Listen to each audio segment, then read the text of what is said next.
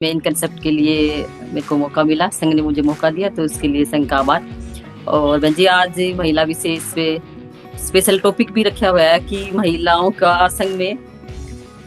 आज के टॉपिक पे ही मैं थोड़ा बोलूंगी। हम डेली जुड़ने जुड़ने पे जो हमारा मेन कंसेप्ट होता है वो बोलते हैं, और हमें भी उसी के में ही अपनी बात रखनी होती है कि यहाँ पे कोई भी अपनी बात, अपने मन की बात नहीं रख सकता, सिर्फ और सिर्फ संघ की बात या जुड़ने और जुड़ने पे ही हम बात रखते हैं। तो उसी से रिलेटेड आज का जो हमारा महिला विशेष पे जो टॉपिक है कि समर्ण महिलाएं संघ की रीढ़ है। तो संघ को तेजी से आगे बढ़ाने के लिए महिलाओं को आगे आना जरूरी क्यों है। तो अभी मेरी बहनों ने अच्छे अच्छे वक्तव्य दिए, अपनी सबने अपने मन की बात बताई कि भाई हाँ कैसे, मतलब मन की बात का मतलब है कि कैसे हम उसको संघ को मजबूत कर सकते हैं। उस तरीके से कोई उन्होंने अपने पास से जो जो उन्होंने महसूस किया है, या उन्होंने इतने 5 साल हो गए, बहुत सारी बहनें तो स्टार्टिंग से ही संघ में जुड़ी हुई है। तो उसी तरीके से तो मैं भी आज उसी कड़ी में अपनी ये बात रखना चाहूंगी कि संघ की जो बात है कि महिला, पिछली बार भी टॉपिक था कि संघ में महिलाओं की भागीदारी या जरूरी क्यों है। तो हर बार हम कहते हैं कि महिलाएं बच्चों को जन्म नहीं देती, वो संस्कार भी देती हैं। तो इसी तरीके से अब एक और, पहले जैसे हमें जानकारी नहीं थी या इतनी रिसर्च नहीं हुई थी, तो आज का जो लेटेस्ट जानकारी है तो वो हमें अब ये कि महिला संघ की तो संघ में तो होनी जरूरी है। वो रीढ़ की हड्डी तो है, जैसे हमारी बॉडी में रीढ़ की हड्डी से ही हम चल फिर सकते हैं, खड़े हो सकते हैं, सारे के सारे काम। जैसे ब्रेन का काम होता है सोचना, या सबसे पहले ब्रेन हमें कमांड करता है कि ये काम करना है, तो ब्रेन से ही सारा काम होता है। तो उसी तरीके से जो शरीर का जो हमारा वेट है या जो हमारे चलने फिरने की जो प्रक्रिया है, वो सारे की सारी रीढ़ की हड्डी पे ही टिकी होती है। यानी कहते हैं कि महिला एक तरह से घर की द्रोही है या रीढ़ की वो है, रीढ़ है। तो इसी के तहत हम, अब मैं जो बात कर रही थी कि अब जो नई लेटेस्ट जानकारी आई है कि जो वंशावली है या जो महिलाएं हैं वो ही वंश को आगे बढ़ाती हैं। तो उसमें क्या है कि हम भलाएं हमें जानकारी ना हो या अब जानकारी हुई हो, तो उसमें क्या है कि जो हम देखते हैं पीछे का जो बातें, तो वो हमेशा से नजर आती है। कैसे कि जब बेटी पढ़ी लिखी होती है, अगर बेटी पढ़ी लिखी नहीं है तब भी वो कहीं शादी होके हमारी नानी दादी गई है, तो उन्होंने अपनी वहाँ की विचारधारा भी थोड़ी थोड़ी उसमें शामिल की है, अपने ससुराल में जाके अपनी थोड़ी बहुत बातें वहाँ पे मतलब लागू की है अपने उसकी। तो उससे क्या हुआ कि उनकी जो विचारधारा थी वो हमारे अंदर आई। और ऐसे ही अब कहते हैं कि बेटे से वंश नहीं बढ़ता, जैसे कहते हैं ना कि किसी के बजी लड़का नहीं है, तो अगर किसी का मेल बच्चा नहीं है तो उसका वंश आगे नहीं बढ़ेगा। तो ये गलत थ्योरी है जो आजकल के जो साइंस की वो लगा लो, रिसर्च लगा लो, या जो लिबरल लोग हैं जो पहले कहते थे कि बेटा बेटी में कोई अंतर नहीं हो, तो सच में ही ऐसे है। आज की डेट में वो कहते हैं कि बेटी ही वो वंश वेल आगे बढ़ाती है। यानी कि बेटी के अंदर जो डीएनए होता है वो माँ का डीएनए बेटा और बेटी में बराबर जाता है। तो इस तरीके से ये माँ जो है या जो महिला है वो उस वंश वेल को आगे बढ़ाती है। तो ये कितनी बड़ी बात है जो कि हम अब तक अंधेरे में थे। और ये कहते थे ना पहले कि भाई घर परिवार, जो घर है वो औरत के भाग्य से और बच्चे हैं वो आदमी के भाग्य से पैदा होते हैं। तो वो सारी की सारी चीजें कैसे कि औरत अगर भाई सुगढ़ है, अच्छी है, तो वो घर को अच्छा बना लेगी, अच्छा मतलब वो कमा के या जो कमा के लाते हैं उसको बचा के अपने घर में अच्छा लगा सकती है। तो इसी तरीके से हम खाली महिलाओं की हम मानता ना गिनवाएं, जबकि स्टार्टिंग से आप कोई भी हिस्ट्री पढ़ोगे, तो खासकर भारतीय हिस्ट्री में आप पढ़ोगे तो हमेशा ही हमें देखने को या पढ़ने को मिलेगा कि जैसे अगर हम देखें मुगल काल या कोई भी, जैसे भाई बाबर का बेटा हुमायूं का जहांगीर, शाहजहां, ऐसे करके, यानी कि कोई भी आप किसी भी उसका हिस्ट्री उठा के देख लो, उसमें पुरुषों की ही बातें हैं, पुरुषों की ही हिस्ट्री है, महिलाओं की कोई हिस्ट्री नहीं है, लेडीजों की कोई हिस्ट्री नहीं है। अगर मान लो जैसे माता सावित्रीबाई फुले की हम बात करें तो उसकी वहाँ की भाई हाँ उसकी ये मिलती, क्योंकि वो लेटेस्ट है कि उनके माता पिता का ये नाम था, उनके जीवन साथी का राष्ट्रपिता ज्योतिबा फुले, और उनका जो दत्तक पुत्र था यशवंतराव, मतलब उनकी वंशावली ये मिलती है। लेकिन महिलाओं की अगर हम देखेंगे कि कोई भी ऐसी कोई शासिका भी रही है तो उसकी भी छोटी सी हिस्ट्री मिलेगी हमें। लेकिन उसके अगर किसी और की हम हिस्ट्री देखते हैं पुरुषों की, यहाँ पे मैं मतलब मेरे साथी माइंड ना करें, क्योंकि पितृसत्तात्मक जो सोच रही है उन्होंने उन्हीं की बातें लिखी है, उन्हीं की सब चीजें लिखी हैं। तो ये सारी की सारी चीजें क्या है कि हम उसमें पढ़ने के लिए हम भी मजबूर हो जाते हैं, या हमने सब नहीं वही हिस्ट्री पढ़ी, वही सब सिलेबस वही सब का ही बराबर ही था। कोई ये नहीं है कि भाई किसी ने अलग से पढ़ा है। तो ये एक तरह का वन वे ट्रैफिक, यानी कि एक तरफ जाने का रास्ता, दूसरी तरफ का रास्ता एक तरह से कम हमें देखने को पढ़ने को मिला। और जो हमारी खासकर जिसे समण हम वीरांगनाएं बोलते हैं, उनकी हिस्ट्री तो हमें बहुत ही कम मिली है पढ़ने को। अब हमें पता चलता है कि झलकारी बाई, उदा देवी पासी, ये इनकी सब की। तो इस तरीके से हम ये कह सकते हैं कि जो महिला है वो काफी मतलब उसको हम क्या कहें, दूरी तो है ही है। महिला एक इतनी बड़ी कहते हैं ना कि माँ से बड़ी योद्धा नहीं है। कि अगर हम जंगली जानवरों में भी देखें तो अपने बच्चे को कैसे बचा लेती है, या हम नॉर्मल डेली लाइफ में देखते हैं तब भी उसको इस तरीके से देखते हैं कि हम उसको ग्लोरीफाई नहीं करना चाहते किसी भी चीज को। जैसे राइटरों ने महिलाओं का बारे में अगर लिखा है तो उनका सिर्फ सौंदर्य लिखा है कि एक लड़की को देखा तो ऐसे ही लगा, या मैंने कब सोचा था चांद सी महबूबा होगी मेरी। यानी कि उन्होंने सिर्फ और सिर्फ ये सब चीजें देखी, और उन्होंने उनका संघर्ष, उनका त्याग, उनकी वो चीजें उन्होंने उसमें वो नहीं मतलब इतना, यानी कि उसमें नहीं वो लिखा उन्होंने। बस हाँ ये है कि उनको बस त्याग की देवी, ममता की मूर्त, दया की, ये करुणा की देवी, मतलब ये सब चीजें उन्होंने लिखी उसको, यानी कि थोपा है उस पर एक तरह से। तो ये हम उन चीजों को ना वो करके हम एक इक्वल, जैसे समण संघ हमें देता है कि बुद्ध के समय में जो महिलाओं को इतना सारा जो उनका महिला संघ बना, और उसके बाद महिलाओं का संघ के बाद जो 73 महिलाएं अरहंत हुई, यानी कि इतना ज्यादा, या अमरपाली जो कि नगर वधु थी उसको इतना मान सम्मान मिला। तो ये सारा क्या था, ये हमारे को उस टाइम में महिलाओं को एक पुरुष के बराबर, यानी कि उनको दर्जा मिला, उनको मान सम्मान मिला। तो इस तरीके से ये समण संघ भी क्या कर रहा है कि महिलाओं की आधी आबादी, आज उस पे लिख के भी रखते हैं उस पे मैसेज पे कि जो लिंक सेंड करते हैं कि आधी आबादी की जो शक्ति है, या आधी आबादी की जो अधिकार है, उनको हम कैसे मतलब आगे ला सकते हैं, या कैसे उनको जागरूक कर सकते हैं। तो ये कितनी अच्छी बात है कि इतने सालों से जो बीच का हमारा जो समय था वो बिल्कुल ही मतलब महिलाओं के लिए तो एक तरीके से डार्क, यानी कि काला ही समय रहा, उसमें उनकी कोई प्रोग्रेस नहीं हुई। तो ये समण संघ का जो काम है ये बहुत ही बढ़िया काम है, क्योंकि जैसे हम संगठनों में देखते हैं वहां पे भी हमें ये सब चीजें देखने को नहीं मिलती, क्योंकि संघ में जो चीजें लाजवाब है, यानी कि जो संघ महादानी है भी संघ महादानी, क्योंकि हम आज की परिवेश को देख के बता सकते हैं कि जो जिनका संघ है आज उनके साथ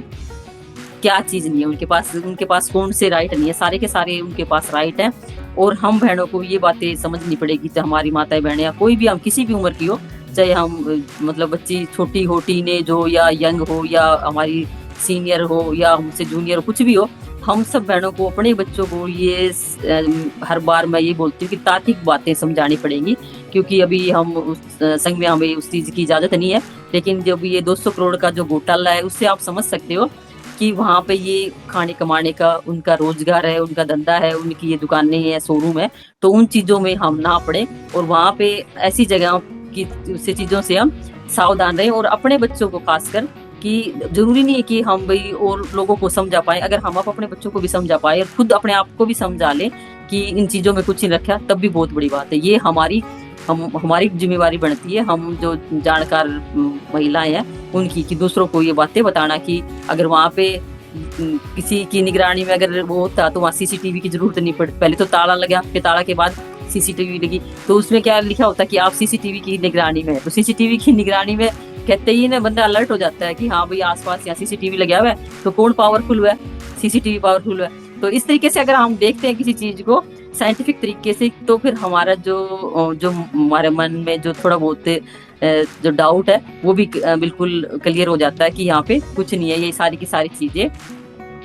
लॉजिक के साथ है, इनके पीछे कुछ ना कुछ मतलब साइंस से सारी चीज चल रही है। तो इसी तरीके से हम जोड़ने पे जो जोर दे रहे हैं कि जितने जल्दी हम जुड़ेंगे, जितना जल्दी हम इस पे काम करेंगे, क्योंकि हमारे जितने भी महापुरुष महासमण हुए हैं, अभी कल कबीर साहब की जयंती थी, तो उसमें भी सभी ने कबीर साहब पे कुछ बात रखी। उनके इतने सारे दोहे हैं जो कि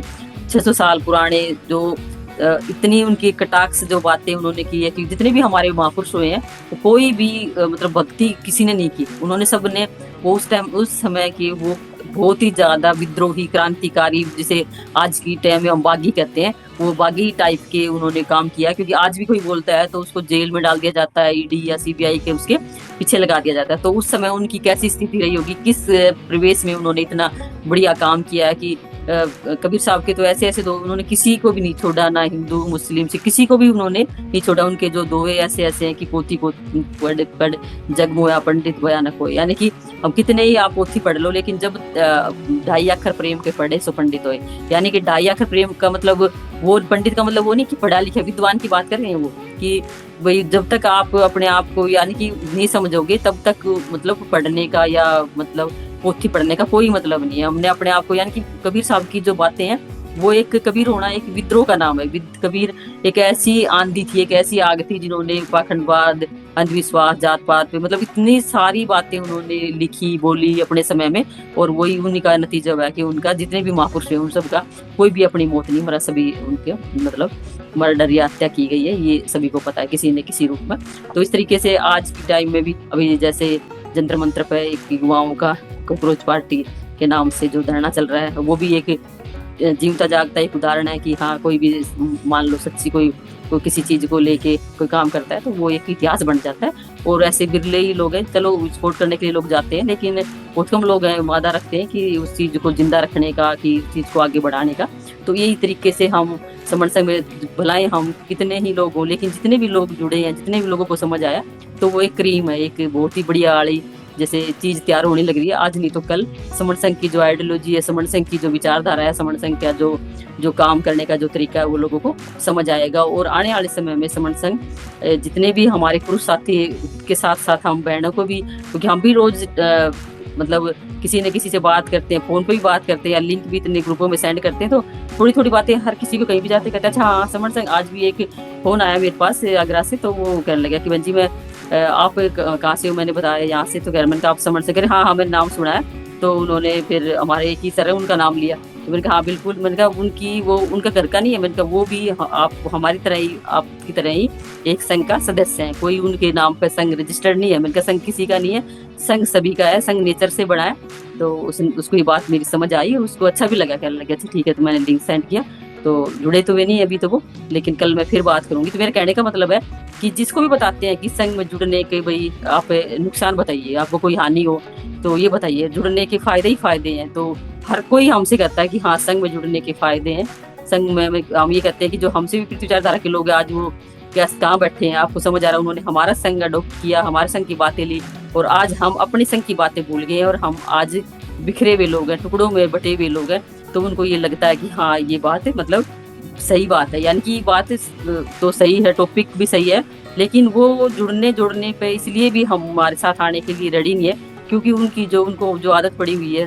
संगठनवाद में या नेता वो प्रधानगिरी में या जो चंदाखोरी में या जितने भी हमारे जो 10 गोल्डन रूल है, वो यहाँ पे वो उनको मानने नहीं है। यानी कि वो कहते हैं कि 2-3 वो, एक पहला तो यही है कि चंदा कभी नहीं, तो वही कहता है कि हम ये वाली जो आप 2-4 ये बातें हैं, आपके जो 10 गोल्डन रूल, ये हमें हजम नहीं होते, इसलिए हम आपके इसमें संघ में आने के लिए थोड़ा हमें वो लगता है कि आप ये अगर आप पैसा नहीं लेते तो कहाँ से आपका काम चल रहा है। तो हम उनको बताते हैं कि भाई चंदा हमें पैसे की जरूरत नहीं है, क्योंकि इंसान इकट्ठे करने के लिए पैसे की जरूरत आप बताइए कहाँ पड़ रही है। तो उनको समझ आती है, लेकिन हम ये कहते हैं घर बैठे हुए बंदे का पैसे, आदमी का कोई पैसा नहीं लगेगा। जो बंदा आएगा, मान लो कोई बड़ी संगति है तो उसका वहाँ बैठने का और खाने का अगर है तो अपने प्रोग्राम तो वो लेंगे, नहीं तो हम छोटी संगतियों में 200 तक की संगति में अपने घर से खाना लेके आते हैं, और अगर कोई नीचे बैठा है या कुर्सी में बैठा है सब बराबर बैठेंगे, और जो बोलता है जो बात रखता है संघ की, वो थोड़ा सा ऊंचा सियासन वो होता है, संघ का आसन होता है, उस पर बैठता है। तो यानी कि इस तरीके से हम उनको बातें बताते हैं कि जुड़ने पे ही डेली ये बातें चल रही है पिछले 5 साल से। तो हम अगले और कितने ही साल तक, जब तक सक्सेस ना हो, जब तक सफल ना हो, ये जुड़ने पे बात रखेंगे। और खासकर हम हर बार जब भी मुझे बोलने का, संघ की बात रखने का मौका मिलता है, तो मैं बहनों पर यही बातें रखती हूँ कि आप सब, जब तक हम बहनों को ये बातें नहीं समझ आएंगी कि हम अपने बच्चों को, क्योंकि हम जब हिस्ट्री पढ़ते हैं तो हम पुरुषों की हिस्ट्री पढ़ते हैं, हम कितने % हमारी समण महिलाएं होंगी, समण बहनें होंगी जिन पे हिस्ट्रियाँ लिखी गई है। तो हम ये कहते हैं कि भाई हम भी कोई ऐसा काम करें, हम भी कोई ऐसी लेगेसी तैयार करें कि हम अपने बच्चों को कुछ अच्छी विरासत देके जाएं। विरासत का मतलब ये नहीं है कि हम मतलब किसी चीज की हम वो विद्रोह ही नहीं कर रहे कि या कोई किसी का कटाक्ष नहीं कर रहे कि हम उस चीज को नकार नहीं रहे। हम ये कहते हैं कि हमने क्या गेन किया, हमने क्या पाया, हमने कितना पढ़ा, हमने कितने महापुरुषों को पढ़ा, कितने महापुरुषों को पढ़ के हमने आगे उनको बताया है, अपने बच्चों को या अपने बहनों को, कितनों को क्या बताया। हम वो लेगेसी तैयार करना चाहते हैं, वो विरासत कि हम अपनी आगे अपने बच्चियों को दे सके और वो आगे अपने मतलब आगे से आगे पीढ़ी दर पीढ़ी वो ट्रांसफर होती रहे। तो हम ये चाहते हैं कि आगे आने वाले समय में माता सावित्रीबाई फुले के बारे में, माता रमाबाई के बारे में, उदा देवी पासी के बारे में, झलकारी बाई के बारे में, जितने भी हमारी जो माँ समणी रही है या जितने भी क्रांतिकारी हमारी वीरांगनाएं रही है जिन्होंने समाज में योगदान दिया, माता जीजाबाई, मतलब उन सब के बारे में हमारी आने वाली पीढ़ी जानकारी रखे और वो कहे कि हाँ हम या अहिल्याबाई होलकर के बारे में, मतलब कि हाँ हम अपनी बच्चियों को भी ऐसा बना सके या ऐसी उनको थोड़ी सी उनके अंदर भी, जैसे छोटा बच्चा होता है, कई कई आपने देखा होगा खासकर इधर हरियाणा में, हमारे हरियाणा में घर घर से एक बच्चा, एक गांव, कई गांव ऐसे हैं जिसमें हर घर से एक बच्चा फौज में है। तो वो क्या करते हैं अपने घर में जैसे देखते हैं बच्चों अपने पेरेंट्स को,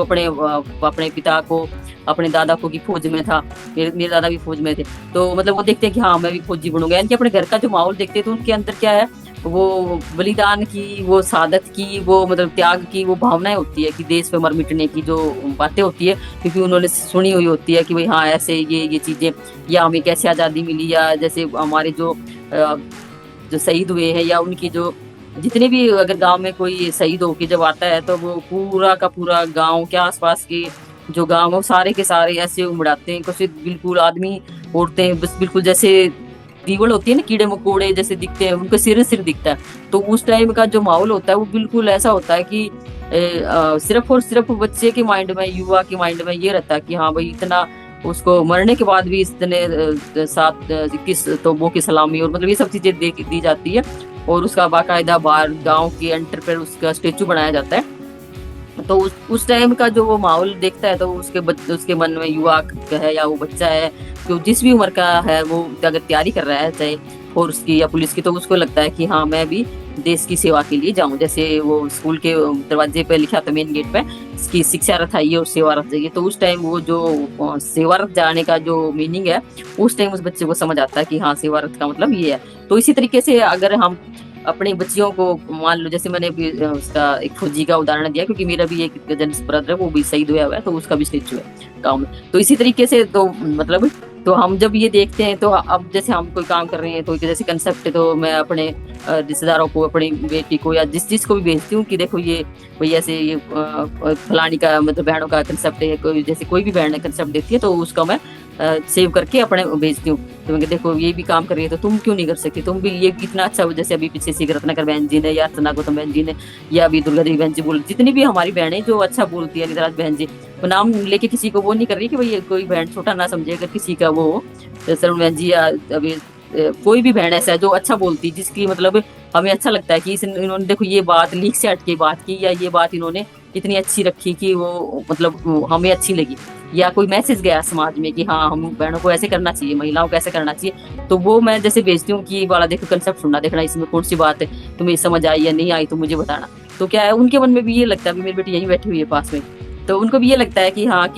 भाई हमें भी करना चाहिए। तो वो बच्चे भी कहते हैं मम्मी हाँ आप काम करो, हम तो बचपन से ही देख रहे हैं आपको, हम भी, हमें सारी चीज़ों की समझ है। बल्कि समझ होना ही सब चीज़ नहीं है, तुम जुड़ो और तुम भी सुनो, हर रोज नई नई बातें इसमें बताई जाती है और सिखाई जाती है, जो हम स्कूल कॉलेज में नहीं पढ़ पाए या हम वैसे नहीं पढ़ पाते हैं। तो हम सुन के कई बार हम जैसे कोई भी, तो जैसे कोई सीरियल आया, कोई डिस्कवरी पे, कोई चैनल पे कोई अच्छा टॉपिक पे बात आ रही है तो हम उसको देखते हैं, तो वैसे हमारे पास जैसे खाना खाते हुए देख लिया तो हमारे माइंड में कहीं रह जाती है कि हाँ ये चीज़ ऐसे होती है, या मेड फैक्ट्री का देखते हैं तो उसमें लगता है कि ये चीज़ ऐसे बनती है, अच्छा की चीज़ ऐसे बनती है। तो यानी कि मेरा कहने का मतलब है कि हम उनको मान लो ना पढ़ा पाए, तो जैसे कंसेप्ट का टाइम हम बच्चों को अपने को बैठा लेते हैं, या जैसे अब हमारे साथ सुनने लग रहे हैं बैठे हुए, तो क्या होता है उससे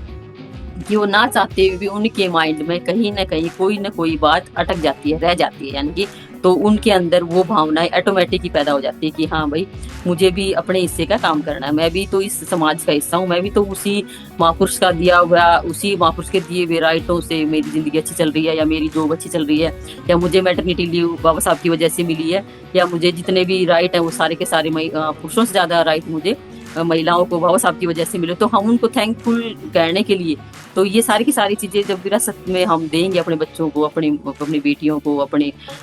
माताओं बहनों को बताएंगे, तो हम शायद कहीं जाके ये जो हमारी जंग है, या जो हमारा ये जो शीत युद्ध है पाखंडवाद और अंधविश्वास के खिलाफ, उससे हम जीत पाएंगे। चाहे वो हमारे समय समय पे जितने भी हमारे महापुरुष रहे हैं, उन्होंने अपने तरीके से बहुत काम किया, बहुत ज्यादा काम किया। जितने भी क्रांतिकारी हमारे महापुरुष रहे हैं, उनको कईयों को तो उन्होंने, जैसे तथागत गौतम बुद्ध को भगवान बना दिया, यानी कि, और कबीर साहब के भी मंदिर, और संत श्रोमणी रविदास के भी मंदिर, यानी कि जितने भी हमारे महापुरुष रहे, हमारे लोगों को, हमें अब समझ आ रहा है कि हम उनके भजन कीर्तन करने लग गए, ठीक, अच्छी बात है, उनके दोहे पढ़ो, लेकिन हम उस भक्ति में लग गए जिसका हमें काम करना ही नहीं था, उस चीज में लगे हुए हैं। उनके हम अंध भक्त, हम खुद उनके अंध भक्त हुए हुए हैं। हमें उनकी विचारधाराओं को आगे बढ़ाना था, उनकी जो उन्होंने हमें रास्ता दिखाया उस पे हमें आगे चलना था, ना कि हमें उनके वो बातों को मंजीरा लेकर उसको मतलब हम गाने लग जाते हैं। वो एक हम गलत उस पे मतलब पगडंडी पे, गलत रास्ते पे हम उस पे चल पड़े। हम जरूरी नहीं कि हम उसको गा गा के वो करें, उसको हम दोगों के रूप में हम बोलते हैं उसको, ठीक है, लेकिन ऐसे नहीं कि कई बार ऐसा होता है कि वो ज्यादा ही जरूर से ज्यादा, फिर वो क्या होता है, फिर वो उसको हम वो नहीं करते, फिर उसको हम रस लेने लग जाते हैं उसमें, उस भक्ति, वो एक तरह से हम उसके भगत हो गए, उसकी भक्ति में हम रस आने लग गया, यानी कि हमें उसमें मजा आता है कि हाँ वो डफली बजाएगा और मैं गाऊंगा या गाऊंगी, तो वो वाला जो सांग है, वो वाला जो राग है, वो मैं अपने समझ से, हो सकता है किसी को मेरी बात गलत लगे, लेकिन मैं अपने तरीके से, मुझे वो मतलब वैसा लगता है कि ये एक्सेस हो रहा है, यानी कि ज्यादा हो रहा है। उस चीजों को हमें वैसे अपनी लाइफ में अपने मतलब उतारना चाहिए अपने जीवन में, क्योंकि जैसे तथागत गौतम की बातें हैं, जो तथागत की बातें हमें सही लगती हैं, कि कई बार जैसे त्रिशरण पंचशील या जो अष्टांगिक मार्ग है, वो बिल्कुल उनकी सही बातें हैं, या 10 पारमिताएं, तो हम कहाँ पे हैं, वो हमें दिखती नहीं है। हम अब क्योंकि हमें खाली बोलने के लिए नहीं होनी चाहिए ये चीजें, वो हमारे अंदर दिखनी चाहिए। हमारी जीवन शैली में उन चीजों को हम जब अपनाते हैं, तब वो हमें लगता है कि हाँ हम कहीं किसी भी महापुरुष की, चाहे जो भी हमारे जितने भी महापुरुष हैं, चाहे वो ज्योतिबा फुले हो, चाहे बाबा साहब हो, या फिर रैदास कबीर साहब, कोई सा भी हमारे जो महासमण जो गुरु जिसे हम कहें, गुरु का मतलब ये नहीं कि मतलब गुरु के दो हिंदी में 2 वर्ड होते हैं, लघु और गुरु। तो गुरु का मतलब होता है कि बड़ा, यानी कि हमसे जो बड़ा है, यानी कि हमारे को जो रास्ता दिखाने वाला, जैसे तथागत ने कहा कि मैं सिर्फ तुम्हारा मार्गदाता हूँ, मुक्तिदाता नहीं हूँ, तो हम उनको, उन गुरुओं को क्या बना बैठे, मुक्तिदाता, भैया इनसे हमें मुक्ति मिलेगी। तो कोई किसी को मुक्ति नहीं दिलाने वाला, ये सारी की सारी हमारे दिमाग के फतूर है, सिर्फ वो हमें मार्ग जो दाता है, वो सभी जितने भी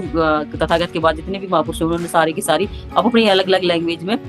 बुद्ध की बातों को ही, तथागत की बातों को ही